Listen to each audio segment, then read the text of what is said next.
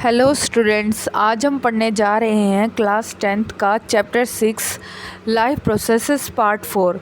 तो जैसा कि हमने पहले वाले लेक्चर्स में डिस्कस किया था about autotrophic nutrition, now we will do the heterotrophic nutrition. तो स्टूडेंट्स, इन हेटरोट्रॉफिक न्यूट्रिशन जैसा कि हमें पता है, हेटरो मतलब अदर, ट्रॉफिक मीन्स नरिशमेंट। तो यहाँ पर वो ऑर्गेनिजम्स आते हैं जो अपना भोजन दूसरों से लेते हैं। तो heterotrophic organisms are those who depend on other for their food. Each organism is adapted to its environment. सभी ऑर्गेनिज्म अपने अपने वातावरण में अडेप्टेड मतलब वहाँ के वातावरण से अनुकूलित होते हैं, जुड़े हुए होते हैं। The form of nutrition differ depending on the type and availability of food material as well as how it is obtained by the organism. और वहाँ उनका न्यूट्रिशन जो फूड टेकिंग क्राइटेरिया है वो डिपेंड करता है कि वहाँ उस वातावरण में किस प्रकार का फूड प्रेजेंट है और उसी के अनुसार वे अपने आप को ढाल लेते हैं। For example, whether the food source is stationary. Stationary का मतलब होता है जो फूड एक ही जगह पर प्रेजेंट होता है, और मोबाइल सच एज डियर। और मोबाइल का मतलब जो एक जगह से दूसरी जगह चलता फिरता रहे। would allow for difference in how the food is assessed and what is the nutritive apparatus used by a cow and lion। तो यहाँ पर दो एग्जाम्पल्स दिए गए हैं, एक काऊ का, एक लॉयन का। काऊ क्या खाती है? घास, और लॉयन क्या खाता है? डियर। तो काऊ एंड लॉयन का नरिशमेंट डिपेंड करता है उस एरिया में पाए जाने वाले ग्रास या फिर डियर पर। There is a range of strategy by which the food is taken in and used by the organism. तो अलग अलग जंतु अपने हिसाब से भोजन को ग्रहण करते हैं। Some organisms break down the food material outside the body and then absorb it. कुछ ऑर्गेनिजम्स पहले तो फूड मटेरियल को तोड़ते हैं छोटे छोटे भाग्स में और फिर उसको एब्जॉर्ब करते हैं। तो यहाँ पर हमें देखने को मिलती है फंजाई। फंजाई में स्टूडेंट्स अंडरलाइन कर लेना कौन कौन सी फंजाई। ब्रेड माउल्ट्स। ब्रेड माउल्ट का सिंपल अगर पूछा जाए कॉमन नेम राइजोपस। तो स्टूडेंट्स, आप छोटी क्लास में पढ़ के भी आए हैं, ब्रेड माउल्ट का कॉमन नेम क्या है? Bread mould is common name of fungi Rhizopus. East, जिसे हम सैक्रोमाइसिस सेरिवेसी के नाम से भी जानते हैं, एंड मशरूम। मशरूम तो सभी खाते हैं घर पर। ये तीनों ही क्या है? ये फंजाई की ही टाइप है, bread mould, yeast and mushroom. Other take in whole material and break it down inside their body.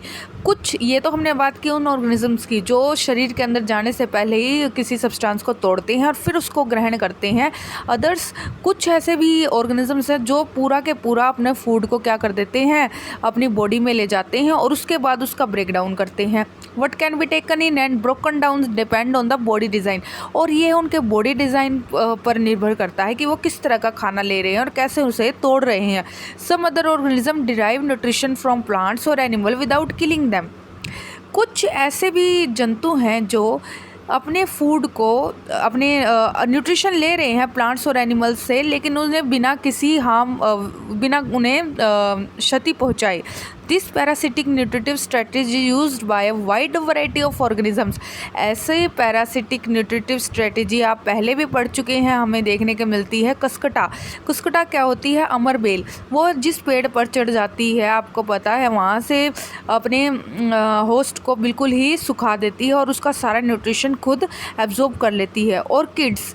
Orchids भी आप एक तरह का फ्लावरिंग प्लांट होता है स्टूडेंट्स। टिक्स। टिक्स में आपने पढ़ा है, टिक्स लाइस जू वगैरह होती है students. लीचीज and tapeworms. Tapeworms basically हमें हमारे इंटेस्टाइन में देखने को मिलते हैं। ये सभी क्या है? पैरासाइट्स के अंदर आते हैं। तो स्टूडेंट्स, इन सभी को अंडरलाइन कर लेना कि ये पैरासाइट्स हैं जो अपने होस्ट को without killing them they drive nutrition. तो student, come to the how do organism obtain their nutrition. Since the food and the way it is obtained differ, the digestive system is different in various organisms। अब अगर बात की जाए diversity की आप इसी chapter आगे आने वाले चैप्टर्स में डाइवर्सिटी के बारे में पढ़ेंगे कि जैसे जैसे एडवांसमेंट होती गई, एक इवोल्यूशन होती गई, तो हम कॉम्प्लेक्स ऑर्गेनिज्म बन गए सिंपल ऑर्गेनिज्म से। जो सिंपल ऑर्गेनिज्म थे उनका डाइजेस्ट सिस्टम थोड़ा सिंपल था, जबकि एज इवोल्यूशन जैसे जैसे एडवांसमेंट होती गई हमें कॉम्प्लेक्स डाइजेस्ट सिस्टम देखने को मिला। तो digestive system is different in various organism. तो डाइजेस्ट सिस्टम हमें अलग अलग ऑर्गेनिज्म में अलग अलग तरह का दिखाई देता है। अगर बात की जाए अमीबा की, in single celled organism the food में be taken in by the entire surface. तो सिंगल सेल्ड ऑर्गेनिज्म में फूड क्या करता है कि एक single cell organism completely food को इनहेल्ड कर लेता है, but as the complexity of the organism increase, different parts become specialized to perform different function। लेकिन जैसे जैसे एडवांसमेंट होती गई, फॉर एग्जांपल ह्यूमन बींग, यहाँ पर डिफरेंट पार्ट्स कैपेबल होते हैं डिफरेंट फंक्शंस को परफॉर्म करने के लिए। अब हम चलते हैं एग्जांपल्स की तरफ। First is amoeba which is an example of single celled organisms. Amoeba क्या करता है भाई? Amoeba takes in food using temporary finger-like extension of the cell surface which fuse over the food particle forming a food vacuole। तो students यहाँ पर बात की गई है स्यूडोपोडिया की। जैसा कि आपको पता है अमीबा क्या करता है, इरेगुलर सेल मेम्ब्रेन होती है जो क्या कहलाती है फिंगर लाइक प्रोजेक्शन, फिंगर की तरह दिखाई देगी जब वो मूव करेगा। तो इन फिंगर लाइक प्रोजेक्शन को स्यूडोपोडिया के नाम से भी जानते हैं, और ये स्यूडोपोडिया हेल्प करते हैं लोकोमोशन में as well as food capturing में। जैसे ही फूड अमीबा के अंदर चला जाता है तो यह फूड वैक्यूल के अंदर चला जाता है। Inside the food vacuole complex substances are broken down into simpler one. और अमीबा के अंदर जो फूड वैक्यूल्स प्रेजेंट होते हैं वो क्या करते हैं, वो कुछ केमिकल रिलीज़ करते हैं और उस फूड को कॉम्प्लेक्स सब्सटेंसेस को सिंपलर वंस में तोड़ देते हैं, which then diffuse into the cytoplasm. और जो मिनरल्स वगैरह होते हैं वो डिफ्यूज़न के ज़रिए साइटोप्लाज्म के अंदर चले जाते हैं, और जो वेस्ट होता है वो फूड वैक्यूल के ही ज़रिए बाहर की तरफ फेंक दिया जाता है, जिसे हम एक्सोसाइटोसिस के नाम से भी जानते हैं। The remaining undigested material is moved to the surface of the cell and thrown out। ये बात हुई एक्सोसाइटोसिस की in amoeba. The next example is paramecium. तो स्टूडेंट आप ध्यान में रखना, amoeba is also protozoa, paramecium is also a protozoa which is also unicellular organism. The cell has definite shape, लेकिन पैरामीशियम में आपको डेफिनेट शेप देखने को मिलेगी।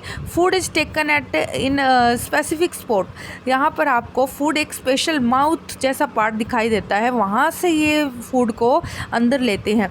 Food is move to this spot by the movement of cilia which cover the entire surface of the cell. जैसा कि आपने paramecium का डायग्राम देखा ही होगा कि पैरामीशियम की जो होल बॉडी है it is covered by a small hair like structure which is called cilia. ये सीलिया क्या करता है, मूव करता है और ये फूड को अंदर तक पहुंचाने में मदद करता है, और ये इस पैरामीशियम के सभी जो सरफेस है उस पर प्रेजेंट होता है। तो student come to the figure 6.5। यहाँ पर आपको अमीबा की बारे में न्यूट्रिशन, यहाँ पे आपको न्यूट्रिशन दिखाया गया है अमीबा का, जिसे हम एंडोसाइटोसिस भी कह सकते हैं, कि आपको यहाँ इरेगुलर शेप दिखाई दे रही है अमीबा की, एक फूड पार्टिकल दिखाई दे रहा है, और फिर देखो फिंगर लाइक प्रोजेक्शन स्यूडोपोडिया दिखाई दे रहा है। स्यूडोपोडिया जैसे ही फूड के चारों तरफ एक बाउंड्री बनाता है तो फूड अंदर कैप्चर हो जाता है फूड वैक्यूल के अंदर, और फूड वैक्यूल के अंदर ही बहुत सारे केमिकल्स होते हैं जो क्या करते हैं, फूड को ब्रेक डाउन करते हैं और वेस्ट को थ्रो आउट कर देते हैं। तो स्टूडेंट्स आप अपनी नोटबुक में एक क्वेश्चन बनाएंगे, explain the nutrition in amoeba with the help of diagram. तो आप ये डायग्राम बनाएंगे और न्यूट्रिशन के बारे में बताएंगे इन अमीबा। और दूसरा जो क्वेश्चन आप बताएंगे कि how nutrition take place in paramecium. तो ये सेकंड क्वेश्चन आपने अपनी नोटबुक में बनाना है। तो ये हुआ कुछ एग्जाम्पल अबाउट न्यूट्रिशन। अब हम पढ़ेंगे, ये तो सिंपल ऑर्गेनिजम्स की बात हो गई जिनका डाइजेस्ट सिस्टम हमें कुछ ज़्यादा कॉम्प्लेक्स नहीं है। अब बात करते हैं न्यूट्रिशन इन ह्यूमन बींग्स की। और ह्यूमन बींग में जैसा कि आपको भी पता है digest system is very complex. तो अब हम डिटेल में पढ़ेंगे nutrition in human beings. The alimentary canal is basically a long tube extending from the mouth to the anus. जैसे कि आप छोटी क्लासेस में पढ़ के भी आए हैं, डाइजेस्टिव सिस्टम का पूरा डायग्राम डायग्राम और एज वेल एज सिस्टम, तो आपको पता है कि हमारी एलिमेंट्री कैनाल बेसिकली एक लॉन्ग ट्यूब के समान है जो माउथ से शुरू होती है और एनस पर ख़त्म होती है।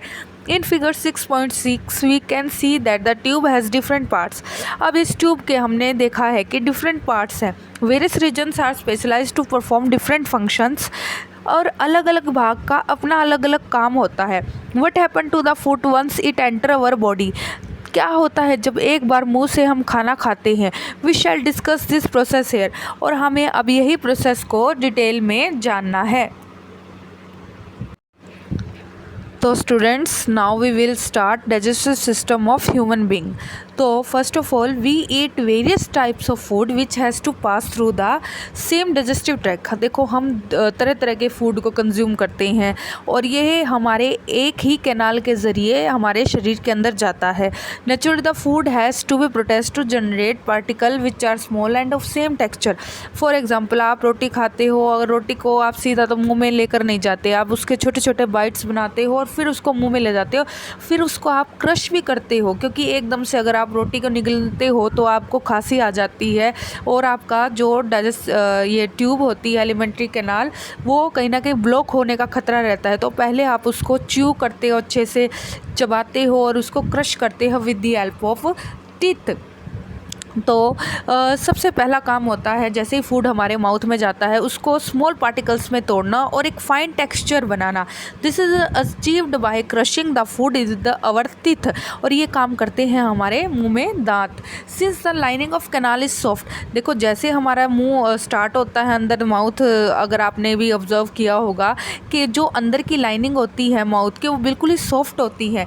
तो फूड को भी क्या होना पड़ता है, गीला। अगर फूड एकदम ड्राई होगा तो वो नीचे की तरफ जाने में पूरे अच्छे से नीचे की तरफ नहीं जा पाएगा। तो पहले हम फूड को वेट करते हैं। When we eat something we like our mouth waters, और जैसे हम कुछ खाते हैं तो हमारे मुंह में पानी आ जाता है। This is actually not only water, यह सिर्फ एक पानी ही नहीं है बट अ फ्लूइड।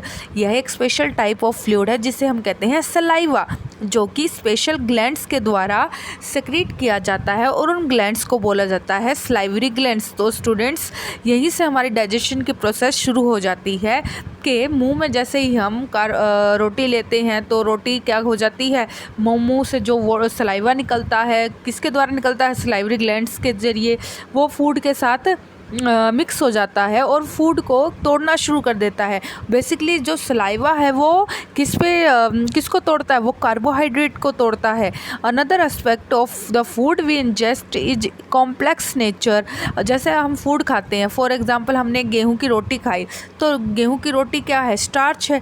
वो स्टार्च को कौन तोड़ेगा, सलाइवा। और आपको पता है स्टार्च क्या होता है, स्टार्च हमारा कार्बोहाइड्रेट होता है और उसको तोड़ता कौन है, सलाइवा। उसको सलाइवा तोड़कर छोटे छोटे यूनिट्स में कन्वर्ट कर देगा, फॉर एग्जांपल इन ग्लूकोज। और हमने पढ़ा है कि स्टार्च किससे मिलकर बना है, बहुत सारे ग्लूकोज से मिलकर बना है। Another aspect of the food we ingest is its complex nature. If it is to be absorbed from the alimentary canal, it has to be broken into smaller molecules. This is done with the help of biological catalyst called enzymes. तो students, हमने जैसा कि पढ़ा है कि complex particles को हम simpler particles में हम तोड़ने का काम करते हैं, और इसके लिए स्पेशल हमें कुछ कैटालिस्ट की ज़रूरत होती है, और ये कैटालिस्ट होते हैं एंजाइम्स। तो स्टूडेंट्स याद रखना कि कैटालिस्ट और एंजाइम्स में डिफरेंस होता है। कैटालिस्ट होते हैं इनऑर्गेनिक, जैसे सोल्ट्स, जो किसी प्रक्रिया को लैब के अंदर बहुत जल्दी से करवाते हैं। लेकिन बायोलॉजिकल कैटालिस्ट को अगर बात की जाए तो वो होते हैं एंजाइम्स। बायोलॉजिकल कैटालिस्ट क्या करते हैं, किसी प्रोसेस को जल्दी करवाने में हेल्प करते हैं।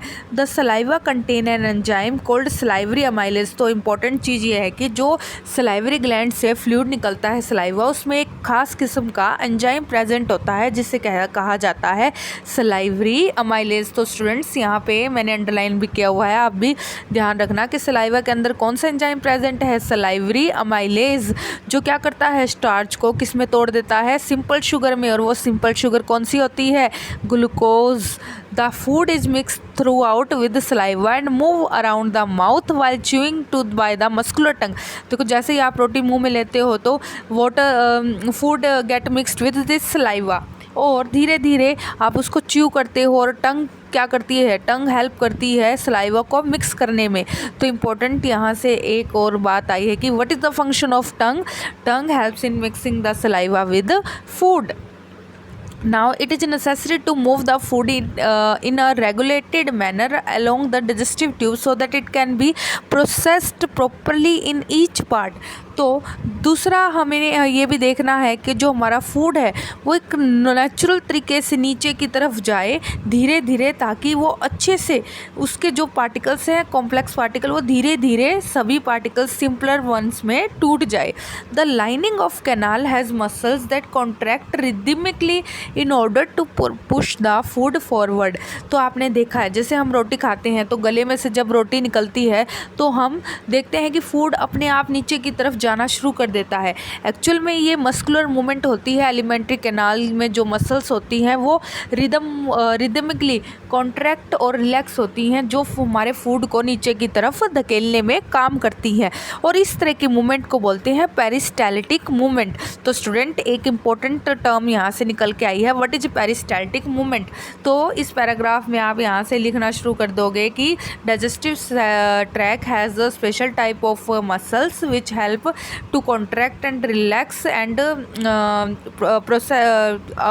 and push our food forward. This movement is called peristaltic movement. तो आप इसे अपनी नोटबुक में राइट डाउन कर लेना as a short question. From the mouth the food is taken to the stomach through the food pipe और oesophagus. अब जैसे ही माउथ में पूरी तरह से हमारा फूड क्या हो चुका है, छोटे छोटे पार्टिकल्स में टूट चुका है, तो ये कहाँ पहुँच जाएगा, ये फूड पाइप के ज़रिए स्टमक तक पहुंच जाएगा. तो अब हम पढ़ते हैं स्टमक के बारे में. The stomach is a large organ which expand when food enter. जैसे ही स्टमक में खाना पहुंचेगा तो स्टमक क्या करेगा, एक्सपेंड, फूल जाएगा. The muscular wall of the stomach help in mixing the food thoroughly with more digestive juices. तो आप ध्यान में रखना स्टमक के अंदर भी बहुत सारे डाइजेस्टिव जूसेस होते हैं जो क्या करते हैं, जो इन फर्दर जो कॉम्प्लेक्स पार्टिकल्स हैं उनको तोड़ने का काम करते हैं. हमने ये तो पढ़ लिया कि कार्बोहाइड्रेट को सलाइवा तोड़ देता है सिंपलर वंस में, but what about the proteins, fats, उनको भी तो तोड़ना होता है. तो the stomach also help in digestion of breakdown of this complex nutrients also. These digestion functions are taken care of by the gastric gland present in the wall of the stomach. तो student एक बात जरा ध्यान रखना कि stomach के अंदर कौन सी ग्लैंड्स प्रेजेंट होती हैं, गैस्ट्रिक ग्लैंड्स होती हैं. दिस रिलीज हाइड्रोक्लोरिक एसिड, और जिसे कि हम HCl के नाम से भी जानते हैं. ये ग्लैंड से एक तरह का एसिड निकलता है HCl, जो क्या करता है स्पेशली प्रोटीन को डाइजेस्ट करता है. A protein digesting enzyme called pepsin and mucus. तो गैस्ट्रिक ग्लैंड से हमें क्या क्या मिलता है, HCl, एक एंजाइम जिसे हम पेप्सिन कहते हैं, म्यूकस. अब स्टूडेंट्स ध्यान से पढ़ना कि स्टमक के अंदर बेसिकली हमारा प्रोटीन डाइजेस्ट होता है. तो प्रोटीन को डाइजेशन करने के लिए जो एंजाइम गैस्ट्रिक ग्लैंड्स रिलीज़ करती हैं वो होता है पेप्सिन एंजाइम. और क्या होता है कि यहाँ पर HCl इसलिए रिलीज़ किया जाता है कि जो कॉम्प्लेक्स पार्टिकल्स हैं उनको जल्दी से किया जा सके, तोड़ा जा सके. तो कई बार ये HCl क्या होता है, as a acid muscular walls हैं जो स्टमक की, उसको भी हार्म पहुंचा सकता है. तो इसलिए ये अपने प्रोटेक्शन खुद करते हैं, और जो मस्कुलर वॉल है स्टमक की वो HCl के साथ म्यूकस को रिलीज़ करती हैं. म्यूकस क्या है, it is alkaline in nature, जो HCl के अफेक्ट को न्यूट्रलाइज करता है और स्टमक की वॉल्स को अफेक्ट होने से बचाता है from this acid. The hydrochloric acid creates an acidic medium which facilitate the action of enzyme pepsin. HCl जब तक रिलीज़ नहीं होगा तो ये पेप्सिन एक्टिव नहीं होगा. तो इस पेप्सिन को एक्टिव करने के लिए HCl का रिलीज़ होना, एक एसिडिक मीडियम का बनना बहुत ज़रूरी होता है, और तभी ये पेप्सिन जाके प्रोटीन्स को तोड़ता है. What other function do you think is served by the acid? The mucus, very important, next line is very important. The mucus protect the inner lining of the stomach from the action of the acid under normal condition. जैसा कि मैं आपको पहले ही बता चुकी हूँ, mucus क्या करता है, न्यूट्रलाइज करता है किसके इफेक्ट को, HCl के इफेक्ट. तो स्टूडेंट्स, तो हमने अभी एचसीएल के बारे में पढ़ लिया, स्टमक तक पढ़ लिया है। आगे हम नेक्स्ट क्लास में पढ़ेंगे। अभी आप ऐसा करना, जितना मैंने पढ़ा है उसमें से ही छोटे क्वेश्चन बनाने की कोशिश करना और उसको अपनी नोटबुक में डाल लेना। प्लस अभी आप पहले एक बार फिगर 6.6 को ध्यान से देखिए। जितना मैंने पढ़ा है वो सभी का सभी आपको यहाँ देखने को मिल रहा है कि हमारी एलिमेंट्री कैनाल शुरू होती है माउथ से, जिसे हम बक्कल कैविटी भी कहते हैं। और यहाँ हम नीचे एक लंबी सी ट्यूब देख रहे हैं जिसे हम एसोफेगस या फूड पाइप कहते हैं, जो एक जे शेप्ड ऑर्गन में खुलती है जिसे हम स्टमक कहते हैं। यहाँ तक हम पढ़ चुके हैं। नेक्स्ट स्टूडेंट, हम नेक्स्ट क्लास में पढ़ेंगे। तो स्टूडेंट, जितना बताया गया आप उतने क्वेश्चंस अपनी कॉपी में नोट डाउन कर लेना। धन्यवाद।